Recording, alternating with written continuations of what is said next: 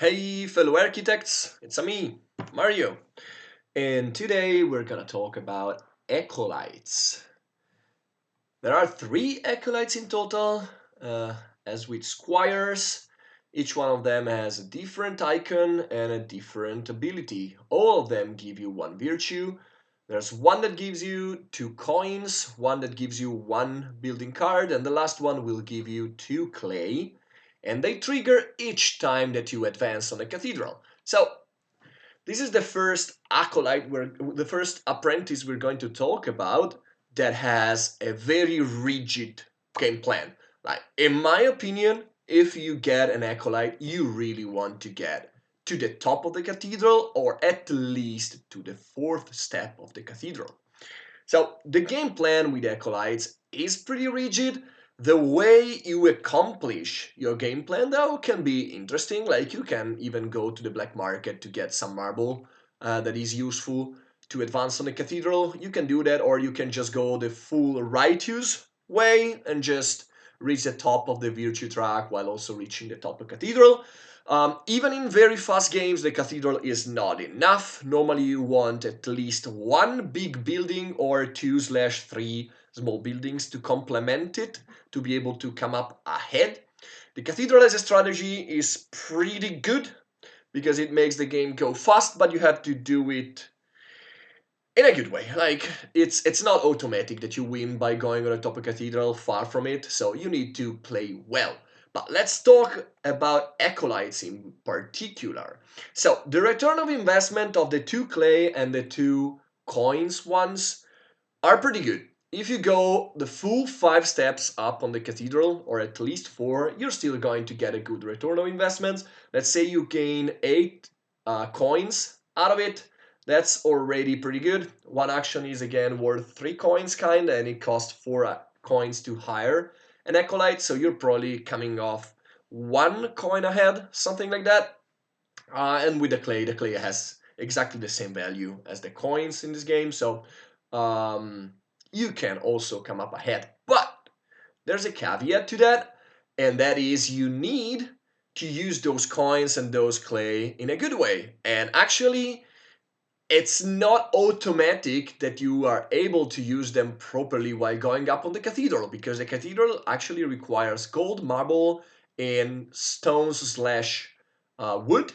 It doesn't require clay nor coins. So what can you do to gain enough out of these acolytes? Well, with the coin one is actually easier to get value out of because you can just hire him, then hire another acolyte with the coins that you get, and that's already decent enough. There's some tension because you want to go up on the cathedral to gain the coins and then hire the acolyte, which might not go that well with it.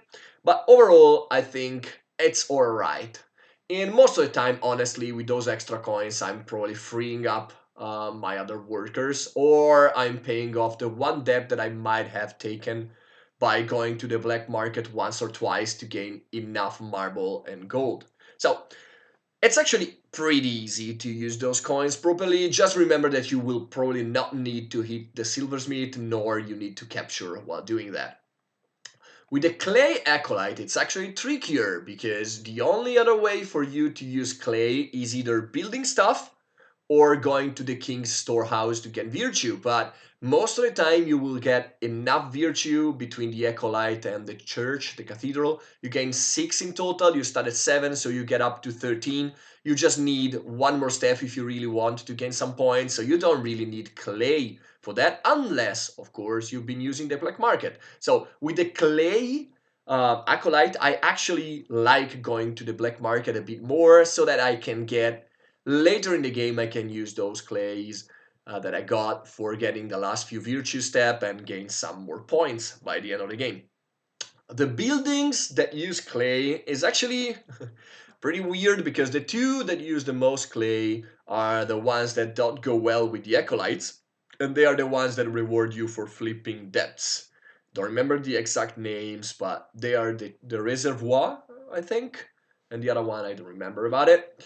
There are not that many buildings that require lots of clay, so you need to actually have a decent plan while also fetching them and discarding building cards to go up to the cathedral. So I would say that the clay acolyte is not as easy to use as the coin one. You probably want to hit the black market a bit and then go on the king's storehouse. Unless you get this trader too.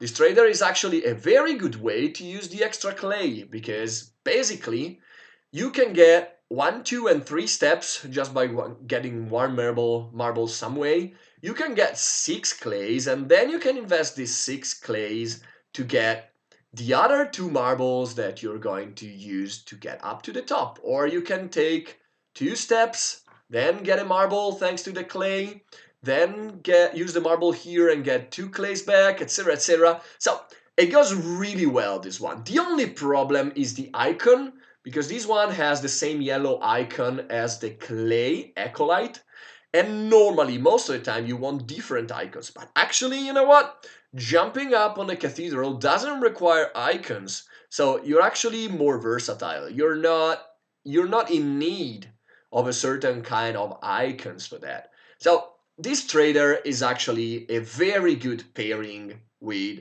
the clay acolyte. Other traders, a bit less in my opinion, because it's easier to get other resources either by hitting the mines to get the gold or hitting the other two. But this one is actually pretty good with the clay acolyte in my opinion. Let's talk about the last acolyte, which actually is my favorite one. Now, the value is probably a bit less than what you get with the other acolytes, because with the other acolytes you probably get a full extra action if you hire them quickly enough and then jump till the end of the cathedral. One full extra action and even something more. With this one, even by taking 5 steps, you probably will not get a full extra action. Like, an action is worth more than one building card, and is worth less than that, less than 2. But you still can get a lot of value out of it because of versatility. As always in Euro games, the value is not enough. The timing is also very important. And this one is very good at cycling through the deck. Like, you can see 5 new cards thanks to him at the right time, because you draw them, you see what you want to discard. Actually, you do the opposite. You discard and then you choose, you get the extra card, but still you can see the extra card and then decide when you take the extra step. This will let you cycle through the deck to a certain extent, and you can actually try to get the buildings that are the best for your strategy, like the steeple, like it's not the church, I think it's the chapel, the other cards that gives you more points if you are the highest one on the cathedral. So this actually is actually very good, because you don't need anything to use it properly. Like, again, with the coins acolyte and the clay acolyte, you need some combo, you need a specific game plan, even more specific than just go to the top of cathedral. With this acolyte, you just can go to the top of the cathedral, and after that you will have the perfect buildings that you need to complement your strategy. Again, you're not bound to draw into the steeple or the cat chapel, but you're bound to draw into something that you can afford. Actually, going up on the cathedral, you can just get one apprentice and forget about anybody else. And with this one, it's even easier, because you can just keep the buildings that don't require any icon or that just require the axe. You don't need. You will be able to churn through the building cards till you discard all the ones that require brushes or hammers and just keep the axis ones or the free ones. So this actually is very easy to use. It doesn't require much of you, and in my opinion, those are the easiest apprentices in the world, the one that don't require much out of you. Of course, they are not as interesting as other apprentices, but I think it's cool that you can either go for the strong ones or you can go for wonky plans and try to understand how to make them work, as we're going to see in the next video probably. So see you tomorrow with another video. For today, I'm done. Thanks for sticking with me. Mario's out.